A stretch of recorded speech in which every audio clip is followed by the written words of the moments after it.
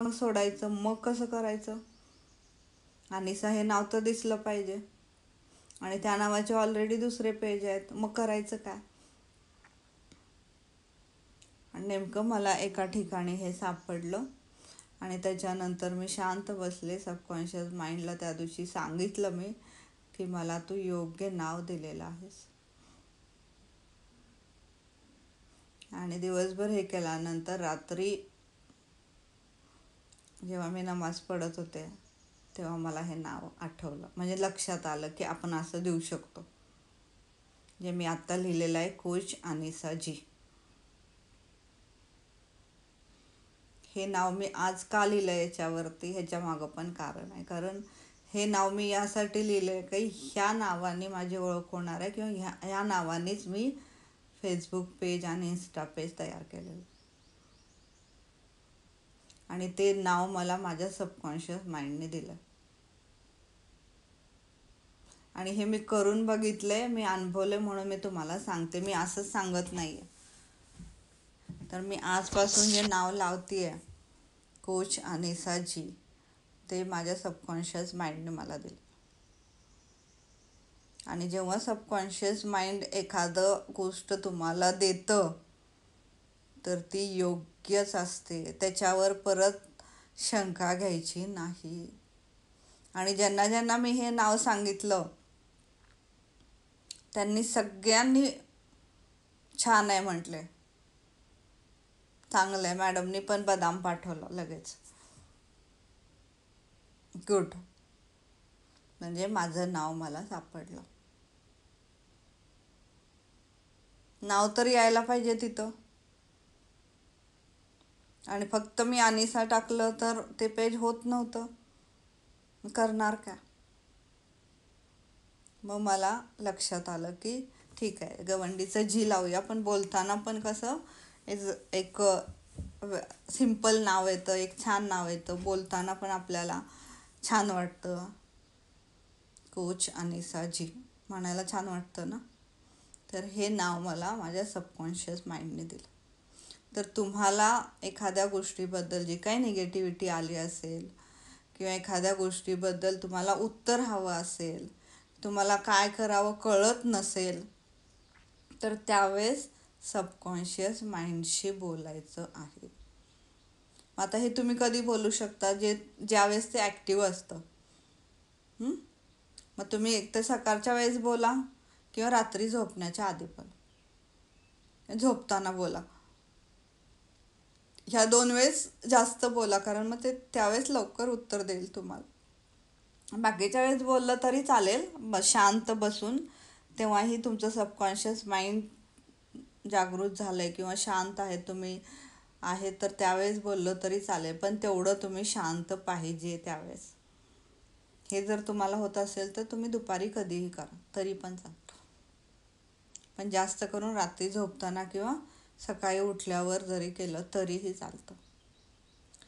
तर सबकॉन्शियस माइंडची ही जी पॉवर आहे, या पॉवरचा आपण चांगला उपयोग करायचा. त्यासाठी आपण मॅजिकमध्ये, मिररमध्ये मी तुम्हाला सांगते की जे काही अफर्मेशन बोलतो आपण, जे काही वरदान बोलतो, किंवा आपला जो जादूचा दगडचा अभ्यास आहे की रात्री झोपताना दिवसभरात चांगली गोष्ट आठवायची. का आठवायची आहे?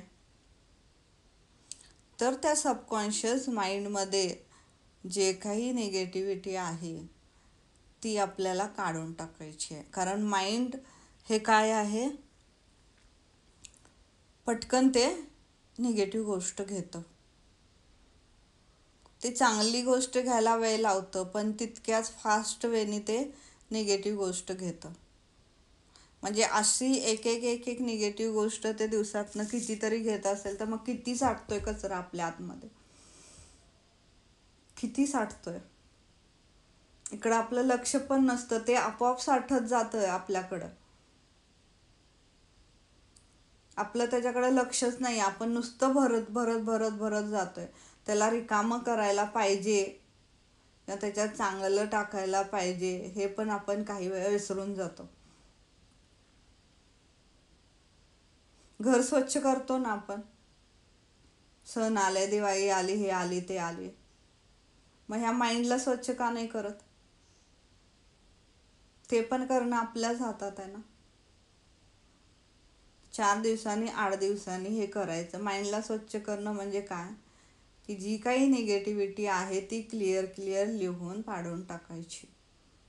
हे 8 दिवसांनी एकदा तर करायचंच. मी करते. आठवड्यातनं 1 दिवस मी करते. एकदम आतलं सगळं निघून जातं मग. आणि तुमचं तुम्हालाच बघा, हे तुम्ही प्रत्येक आठवड्याला करा. हे तुमचं तुम्हालाच बघा किती फ्रेश वाटत जाईल ते. आणि जेव्हा ते कचरा निघत जातो, तर आपल्याला पण जे आपल्या आयुष्यात करायचं आहे किंवा जे काही चांगलं आहे ती गोष्ट आपल्याकडे यायला लागते. कारण कचरा असेल, निगेटिव्ह असेल, तर आपण सारखं निगेटिव्हच बोलतो, त्यामुळे निगेटिव्हच आपण अट्रॅक्ट करतो. तेच जर आपण बाहेर काढून फेकून दिलं, तर आतमध्ये आपलं काय राहतं, मग पॉझिटिव्ह राहतं. मग ते आपण पॉझिटिव्हच घेतो, म्हणजे पॉझिटिव्हच अट्रॅक्ट करतो. तर आपल्याला 8 दिवसातनं एकदा तरी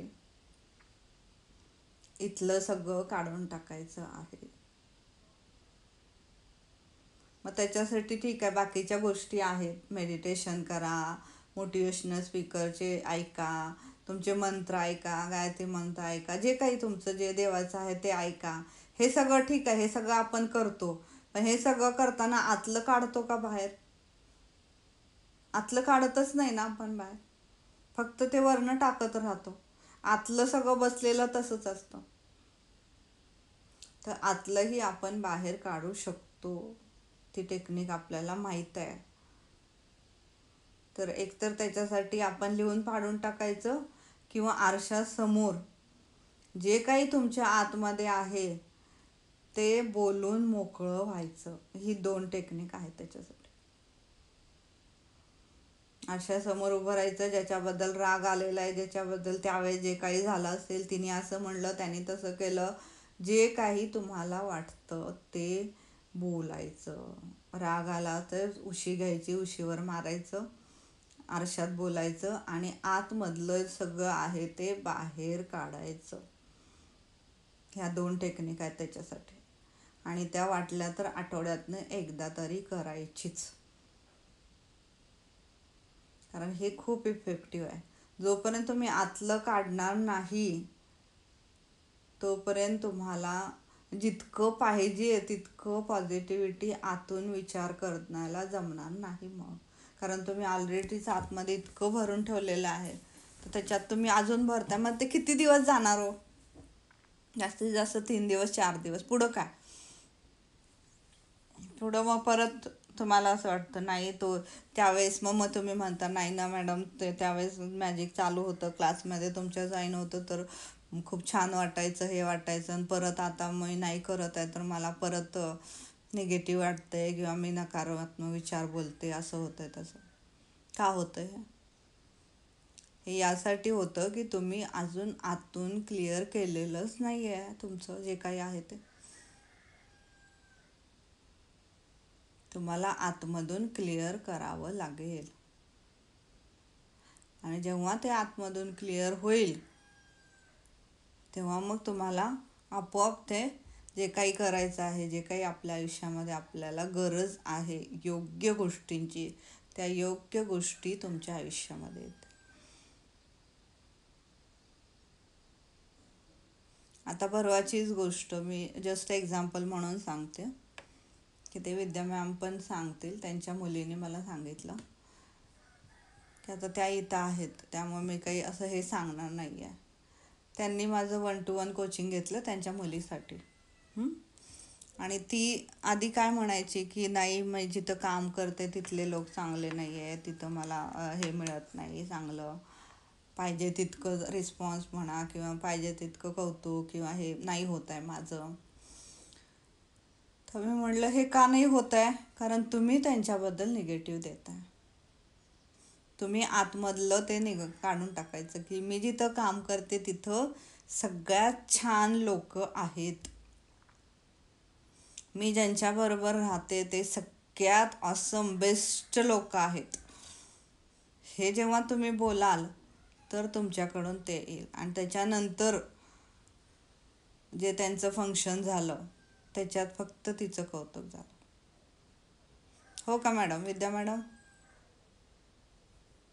बोलू शकताय 2 मिनटं? हो मॅडम. हां बोला. ती नेहमी म्हणायची की मेकअप आर्टिस्ट चांगली नाहीये वगैरे, असं हां सारखं ती बोलायची. मी हां पण तिला बोलायची तू नको बोलू म्हणून. हां मग 1-to-1 क्लास झाल्यावर मग तिच्या लक्षात हां आलं, नाही आपण हे असं नाही करायला